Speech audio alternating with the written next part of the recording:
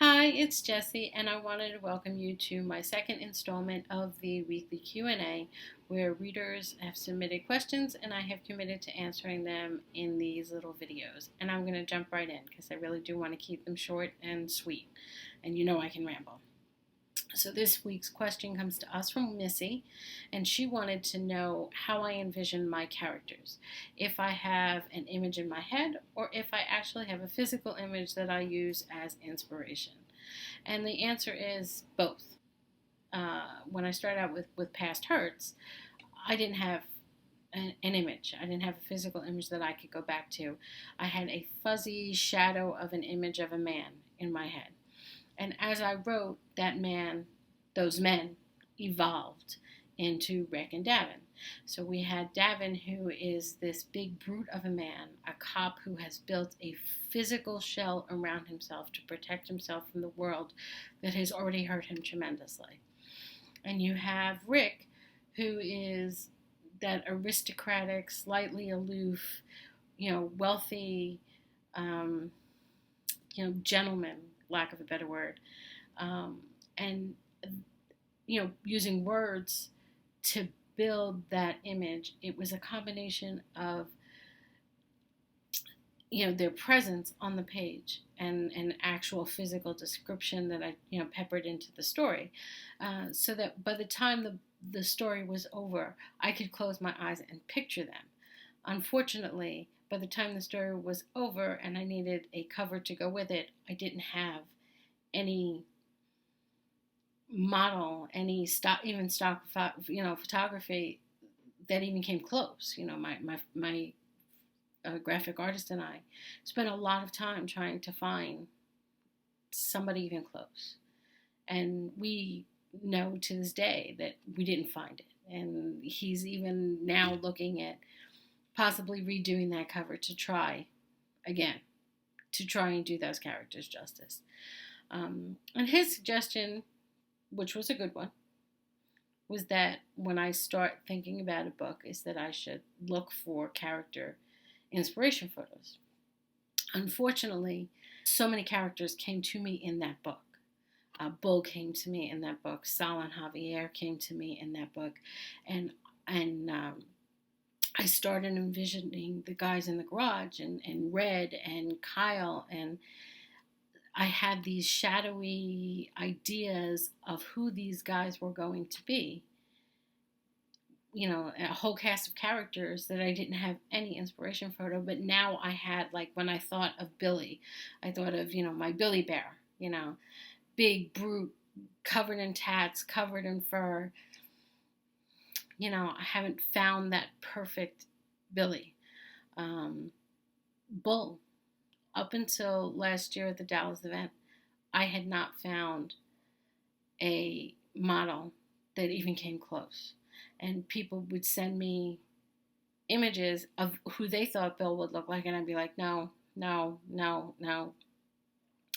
And then I was at a Dallas book signing, and Alfie walked past me and stopped me dead in the middle of a conversation. I was like, wow, that's Bull.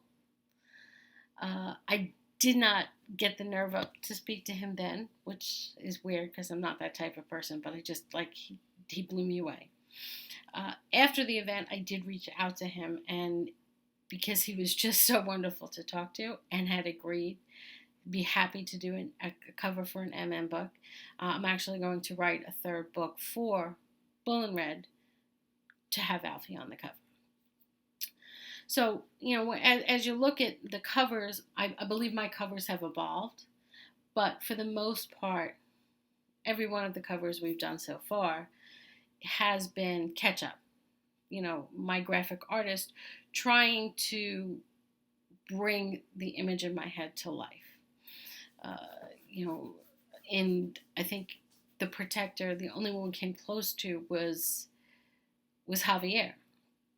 When I put out Trick and Chase, which is a cover that I love, that cover got some interesting responses. People loved the eyes, or they thought the eyes were crazy. And just about everybody told me that they thought Ty was bigger, more of a presence, and that I should have given him more of a presence on the cover. And my feeling for Ty is he's just a presence. It is his personality, is everything about him, and it's not just physical.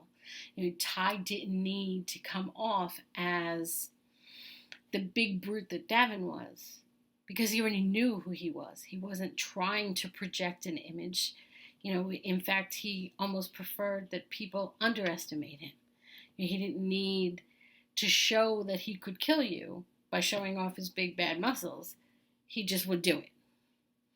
So, it's every character is different, and that's the picture in my head. I have readers all the time send me pictures of who they think my characters look like. Sometimes we're close, sometimes we're way far apart, but it's a lot of fun. I have been trying to get better at it, because my cover artists complain just about every time that I don't have any starting point. And there are some great photographers out there. You have Wander, who I have purchased 2 covers from. You have Alfie and RLS, I'm doing a cover with. I have 3 images for 3 books, for a 3-book series that I purchased from Varian at Strangeline Photography. CJC Photography has some gorgeous covers, gorgeous photos, and as soon as I have the budget, I know exactly what I want. Fingers crossed, nobody buys them. So I don't know. I have to stay true to the characters in my head. How that's going to happen, it varies from book to book, and it's as much a surprise to me as it is to you, as it is to my cover artist. So that's my answer for this week. I hope that it's gives Missy what she was looking for. Basically I just admitted, I don't even know the process. It's whatever comes to me. And I hope that you will come back and join me again next week. If you have a question and want to keep these going, you can email them to me at jessieg@jessiegbooks.com. Thank you.